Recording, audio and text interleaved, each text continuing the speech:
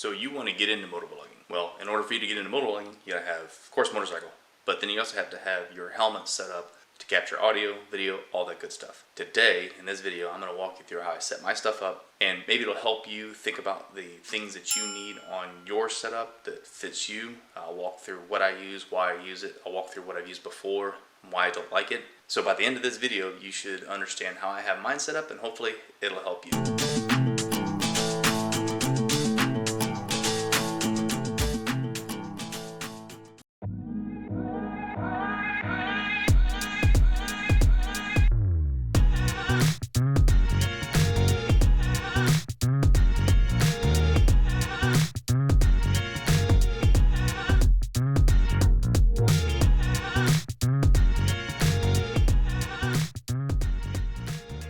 So we're going to break this down a couple different ways. First thing we're actually going to talk about is we're going to talk about the helmets, because I have two different helmets. I'm not going to get into a review of the helmets. Maybe I'll talk about why I have two helmets. We'll cover that. Then we're going to talk a little bit about how I record my audio. And then we're going to talk about the main camera I use and kind of backup camera. Let's break this down. But first, that is some good coffee. I like Black Rifle. It's not a paid advertisement or anything, I just like them. So if you guys like coffees, check out Black Rifle. And their mugs are kind of cool too. First one is my Shoei RF 1400. Now the Shoei itself, the reason why I like it so much is it's super quiet. So if I'm out doing miles, out on the freeway, out on the highway, whatever, and I'm trying to vlog while I'm flying down the road, this is the helmet that I will use.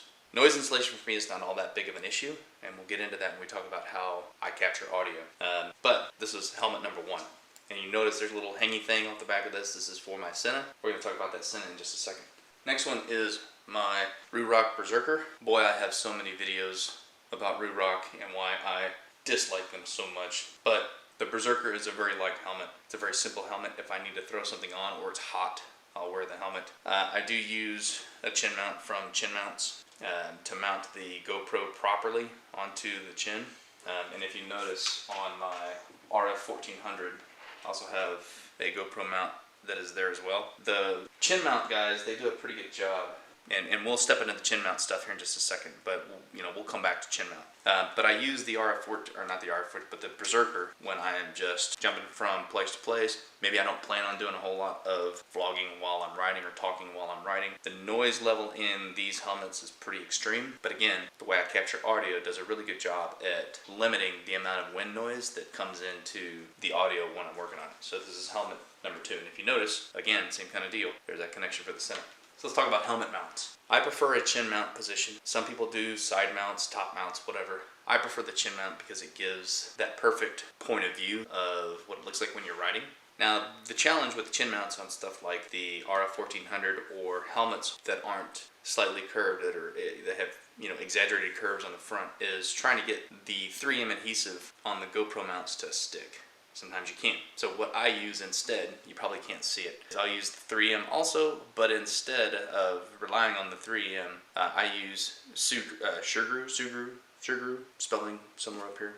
It is an adhesive that is solid, but it's really easy to clean up, so it doesn't damage the helmet. So if I need to take this off for whatever reason, I can just like rip it off and then clean that up. But it does not move on its own. I have to forcefully take it off, but it does not tear up the helmet. That's how I do the chin mount on my RF 1400.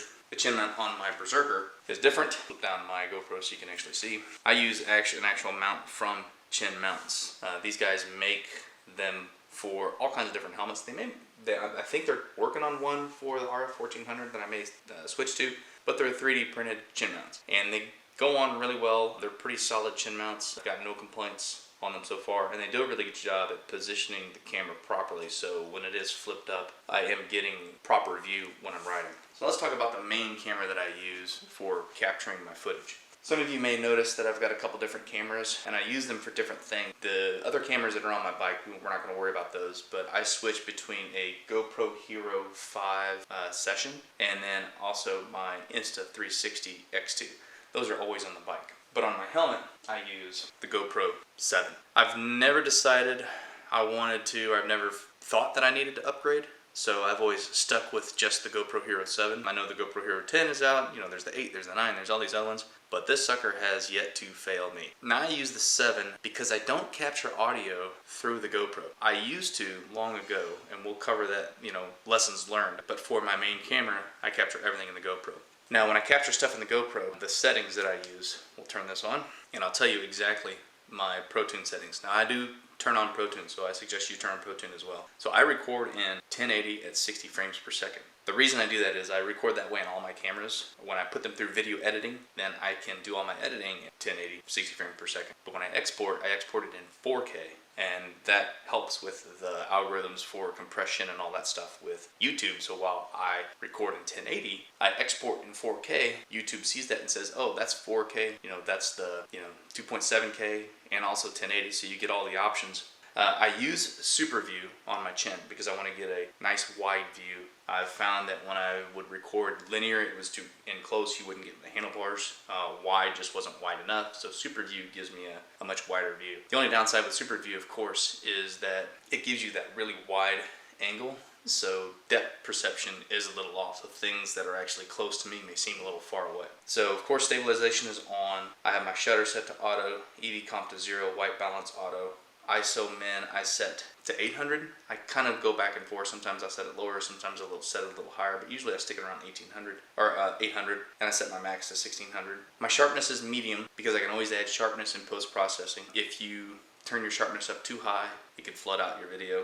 So I keep it at medium and then I'll add it post-processing. I turn off my raw audio and I set my mics to auto, and that's a pretty basic setting for Protune. And those same settings are the same settings that I use on my Hero 5, except instead of Super View, I use wide because I want it is looking at me, and I want it to have a bit of, a better angle of me, get more of me riding rather than everything off to the side. I've made mention to the Sena a couple of times because it is a key piece of equipment. So we'll talk about the Sena. We'll spend some time talking about this guy. So I run with the Sena 10C Evo. And the reason why I did this, actually it started back with Salty and Sprinkles. He recommended it some time ago and I was like, oh, I'll give it a shot. I ride with a Sena anyway, so it kind of made sense. I picked one up and I've loved it. The one thing I don't love about the Sena 10C Evo is the video. The video quality is kind of questionable. It has some stabilization in it, but it's nowhere near as stable as the GoPro. But the one thing that this thing does a fantastic job of is capturing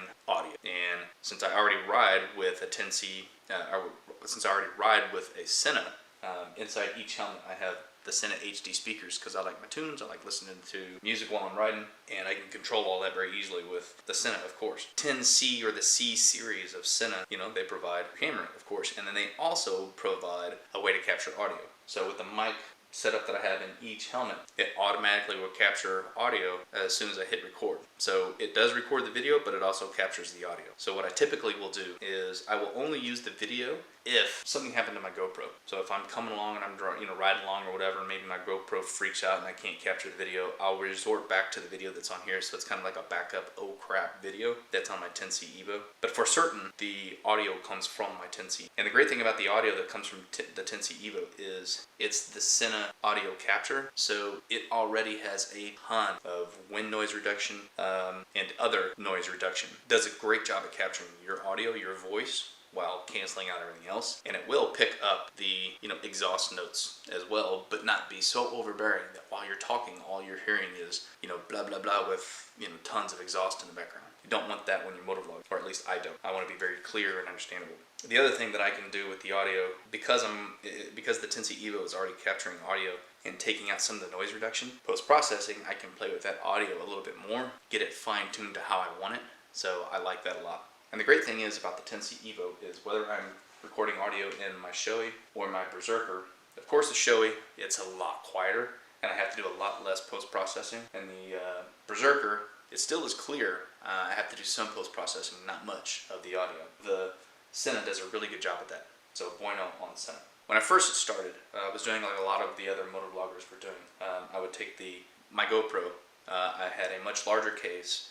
I bought the audio pack, the extension for it, which plugs into the side of the GoPro. And then I bought the Purple Panda microphone with the dead cat on it, and I ran all that mess through my helmet. And the problem is I still would have issues with sound. Sometimes that little device that plugs into the GoPro would get wonky, it wouldn't work. You'd capture video but not audio, and it was so frustrating, so irritating that I just got sick of dealing with it, and I got sick of dealing with this massive thing that was hanging off my chin. I said forget that, and I went the Sena route as soon as I found out how well it worked. So the GoPro with the larger housing microphone adapter, and then the Purple Panda may work well for you. It works well for a lot of people, but for some reason it just does not work well for me. So at the end, this is what it looks like. So this is the setup on my Berserker. So you can see here's the 10C Evo. Inside I have the Sena HD speaker, of course, the mic up in the front of the chin. I keep the chin vents closed, and then there's my GoPro. It's very nice and clean. I don't have any wires hanging off anywhere except where the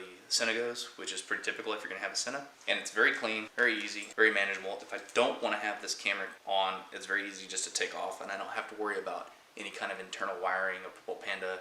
I'm not putting like masking tape and weird crap across the face of my helmet just so that I can manage to record audio when it rains. Everything that I've got here is waterproof, right? So I can be in the middle of the rain, middle of the pouring rain, and it just dumping on me, and I don't care because my GoPro Hero 7 is completely housed, waterproof. My Sena, completely housed, waterproof. So that's it. That is my helmet setup. That's how I do my motovlogging. That's the 10C Evo that I use, GoPro Hero 7 that I use. Now Sena is coming out with a newer 10C or a newer C series. I think it's in the 50s. It's like the 50C, and I may look at that, but we'll see. Right now the 10C Evo is working well for me, but we'll keep our eye out on that Sena 50C. I hope you found this useful. Hope it was helpful. You know, do me a favor, hit that subscribe, like, throw me a comment. How do you set your helmet up? What do you find that I'm doing that you don't like or that you've done that hasn't worked for you? Give us all some hints, something that you think is going to work that'll benefit everybody else. I'm going to leave y'all. Y'all have a good one. Y'all take care of one another. Love you guys. Peace.